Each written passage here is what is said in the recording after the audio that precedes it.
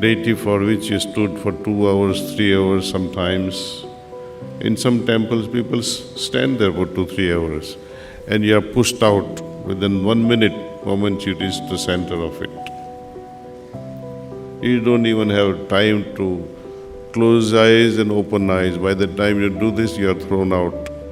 How will you understand that godliness?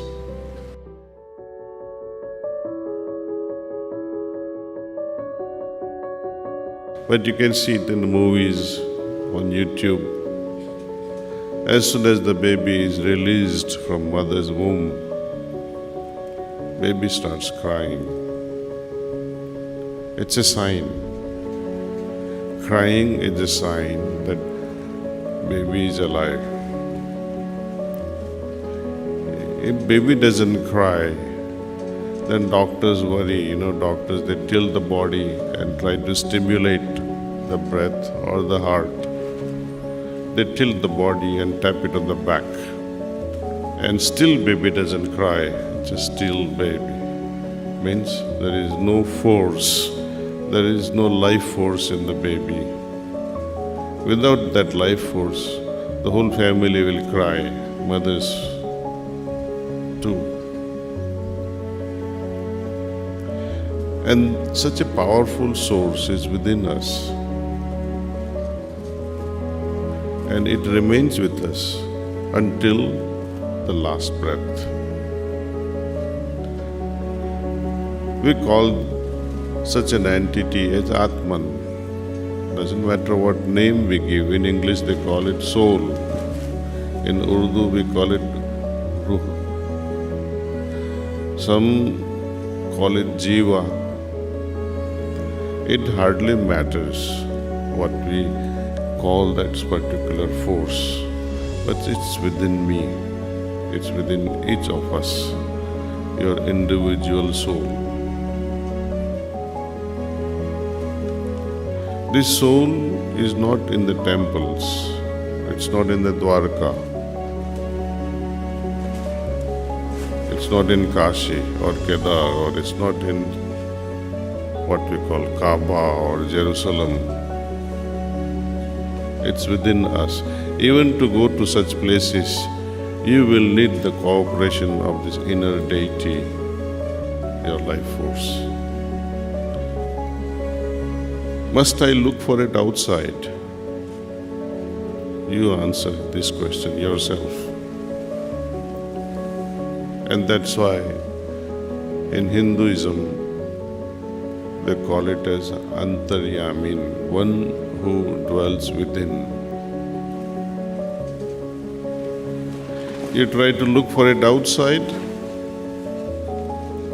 what happens? Your mother is in the house and you keep looking for mother outside, or your friend is inside the room and you keep looking for your friend outside the room. People will say you've gone mad. Same thing is happening. The realized soul don't say blatantly to you that you are a foolish person running around here and there looking for God. In that case, God is not lost, you are lost. Because something that is within, you are trying to look for it outside. And you can never find peace or happiness searching with such understanding. It's absolutely wrong understanding. What happens even when you go to a temple? You are closing your eyes as soon as you enter the sanctum sanctorium and bow before the deity in front of the statue. What happens to you at that time? You are folding your hands and closing your eyes.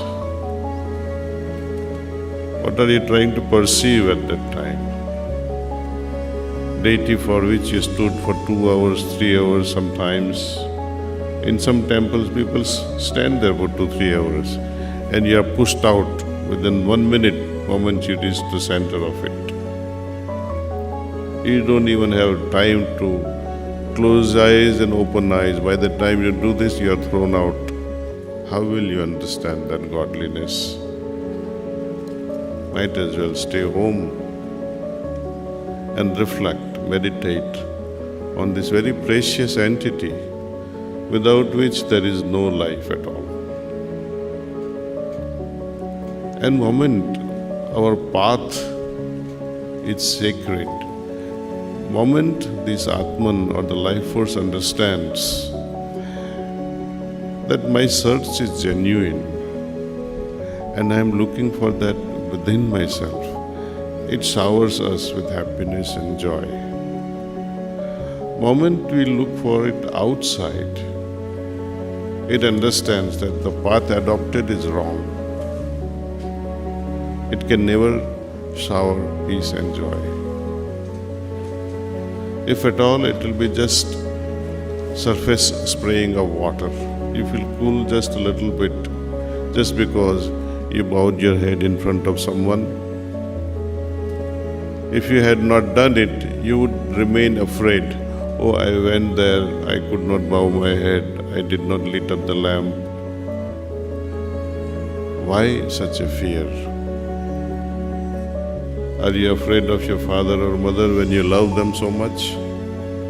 Then why be afraid of God? People are always afraid. If I don't do this, God might punish me. If I do this, God might reward me with something great. Maybe heaven, maybe success in exam, maybe a good job somewhere. What about those people who don't believe in God at all? In the Western countries, there are many atheists and they are also very successful. So the success is not on the outside agency, it's on you, on your hard work. You study like crazy, and there are some students who miss out on their studies and they don't work hard. They visit temple more than others, hoping that the deity will help you pass. It's too late.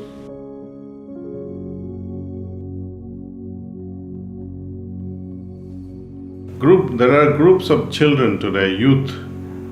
Some are so focused and sincere about the truth, the reality. Why are we?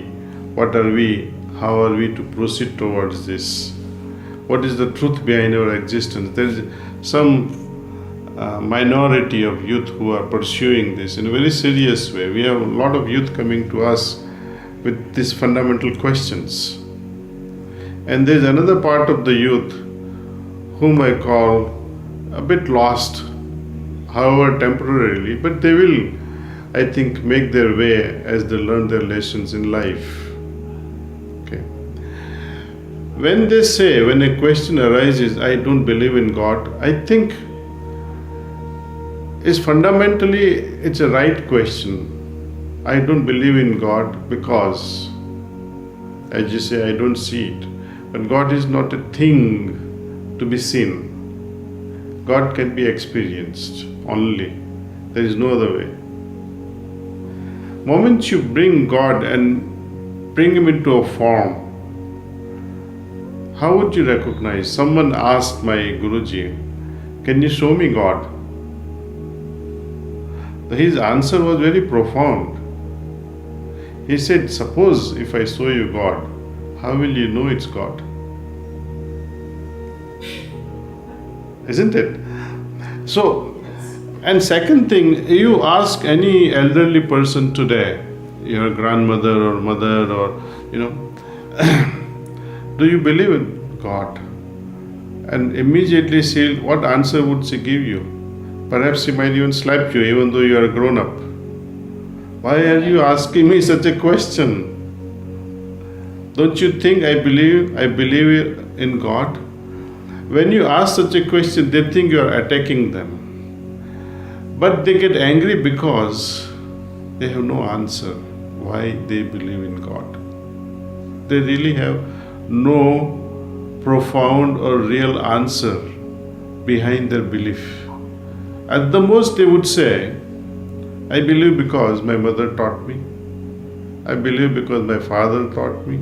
I believe because our religion says so, our books, our sastras say so. So I believe. So my belief is always on the outside because of. But what about you? What do you say about it? Then they keep zero, zap. See, one day I was discussing these things with my father, one evening sometime in 1977. And I asked my father, you've been doing all this for years and years and as much as I notice. Can you tell me the best experience that you ever had with these worships that I can share with your grandchildren? Of course, at that time I was not married. But I put the question like that something that I like to share from, what you say to me today, I will share it with your grandchildren, your best experience. They kept on thinking, he kept on scratching his head also and said, Kamlesh, I don't know. I just do it. It makes me feel good. It makes me feel as if I have done my duty. I said, towards whom? God is not asking you to do this or that. Why are you doing this? Have you felt anything out of it? Have you become anything after doing all this thing? He said, no. I said, then would you like to experience the presence of something very profound in yourself? I said, yes. So I took him to one of the trainers nearby our village, and he sat in meditation. Simple form of meditation, the way you all do. Close your eyes and be receptive towards this incoming transmission with a thought that, my heart is being illuminated with divine presence, with divine light. That's all. And when the work was done on him by the trainer, this through yogic transmission, at the end of meditation, he started crying like a child. I was witness to it, see. And he said, I wasted my life.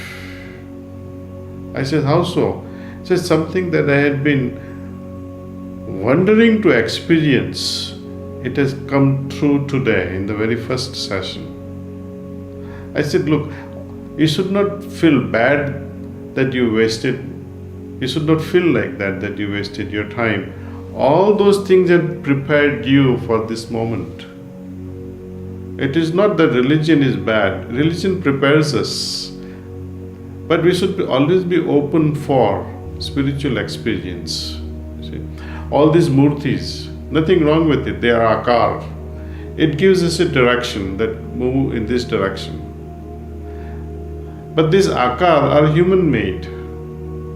Like when this Mahabharata movie has spoilt my imagination of Lord Krishna, because each time I think of Lord Krishna, this actor comes in my mind who played the role of Lord Krishna. And many a times, even Ramayana or even Mother Sita would come in the form of that actress. Now, is that real? No. And we keep on creating images or photographs of these lords. In the images portrayed by these cinemas. Similarly, the artist imagination through a murti. But when I encounter godly presence in my heart, it will not be through any form. Because divine presence is always beyond forms. They say we go beyond akar into nirakar. And still further, we transcend all these things. So I think there is a beauty behind all these things, you see. Though religion gives us a direction, we should not stop there. We should try to go further, venture. As they say, it's an inner spiritual adventure.